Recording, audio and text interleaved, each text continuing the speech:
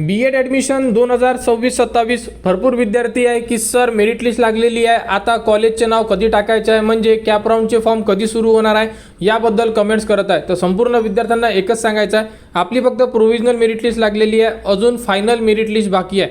कारण की जो टाइम टेबल आलेला होता त्या टाइम टेबलनुसार काय सांगितलेलं होतं आपल्याला की ज्या विद्यार्थ्यांची प्रोव्हिजनल मेरिट लिस्टमध्ये नाव आहे त्या विद्यार्थ्यांचे तर फायनल मेरिट लिस्टमध्ये नाव येणारच आहे, परंतु काही विद्यार्थ्यांच्या फॉर्ममध्ये डिस्क्रिपन्सी आलेली होती, म्हणजे त्रुटी आलेली होती. तर त्या विद्यार्थ्यांना त्रुटी पूर्ण करण्यासाठी वेळ देण्यात आलेला होता. तर तो वेळ कोणता होता, तर हा होता तो 4 तारीख ते 6 तारीख. यामध्ये त्या विद्यार्थ्यांनी आपले फॉर्म करेक्ट केलेले आहे. आता करेक्ट केलेले फॉर्म आणि जुने म्हणजे ज्यांचे फॉर्म कन्फर्म होते ते विद्यार्थी असे दोन्ही विद्यार्थ्यांचे फायनल मेरिट लिस्टमध्ये नाव येणार आहे आणि ती लिस्ट लागणार आहे 10 तारखेला. क्लिअर. तर 10 तारखेपर्यंत आता काही करायचं नाही आपल्याला, फक्त वेट करायचा आहे. 10 तारखेचा होऊ शकते, 10 तारखेच्या अगोदर जर कॅप राऊंडचा जर टाइम टेबल आला तर आपण त्यावरती तुम्हाला माहिती देऊ. परंतु आता तुम्हाला काहीही करायचं नाही आहे, क्लिअरली सांगतोय. 10 तारखेपर्यंत तुम्हाला काही करायचं नाही आहे. आपल्याला 10 तारखेला सायंकाळपर्यंत फायनल मेरिट लिस्ट उपलब्ध होऊन जाणार आणि त्या दिवशी किंवा त्याच्या दुसऱ्या दिवशी तिसऱ्या दिवशी आपल्याला एक परत टाइम टेबल येणार, ज्यामध्ये तुम्ही यामध्ये कॉलेजचे नाव टाकू शकणार आहे, ज्यामध्ये तुम्ही कॅप राऊंड 1 लास्ट इयर काय झालं होतं प्लस कॅप राऊंड 2 असे 2 राऊंडसाठी कॉलेज कंबाईन मागण्यात आलेले होते.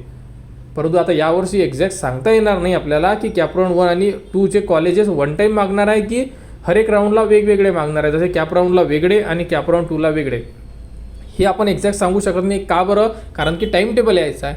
त्यामुळे आता नेक्स्ट प्रोसेस काय आहे विद्यार्थ्यांनी समजून ठेवा. कारण की तुम्ही कमेंट्स करत आहे, काही हरकत नाही आहे की सर राऊंडचे फॉर्म कधी भरायचे आहे, ELCTचा फॉर्म अजूनही त्यांना नॉट फिल्ड येत आहे. काही घाबरायचं नाही आहे. तो फॉर्म तुमचा ELCTचा जो आहे त्यामध्ये फक्त तो फॉर्म तुमचा ऑप्शन फॉर्मसाठी असतो, रजिस्ट्रेशनचा फॉर्म एकच राहतो दोन्हीसाठी.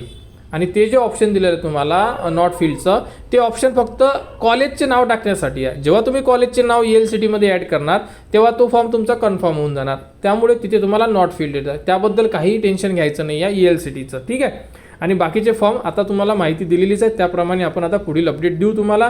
फक्त एवढंच लक्षात ठेवा, आता 10 तारखेपर्यंत काही नाही आहे. 10 तारखेला सायंकाळी आपल्याला फायनल मेरिट लिस्ट मिळणार, त्यामध्ये आपले नाव एकदा चेक करून घेणे आहे. आणि त्यामध्ये जर तुमचे नाव असेल आणि जर तुमच्या फॉर्म समोर कन्फर्म असेल म्हणजे तुम्हाला काहीही अडचण नाही आहे. क्लिअर. तर 10 तारखेला तुम्हाला मेरिट लिस्टची अपडेट देण्यात येणार आणि त्यानंतर जर टाइम टेबल आला तर माहिती देण्यात येणार आणि बाकीचे फॉर्म भरण्याचे व्हिडिओसुद्धा तुम्हाला वेळोवेळी आपल्या चॅनलवर देण्यात येणार. त्यासाठी आपल्या चॅनलच्या कनेक्टमध्ये राहा, चॅनलला सबस्क्राईब करा व हा व्हिडिओ इतरांपर्यंत शेअर करा.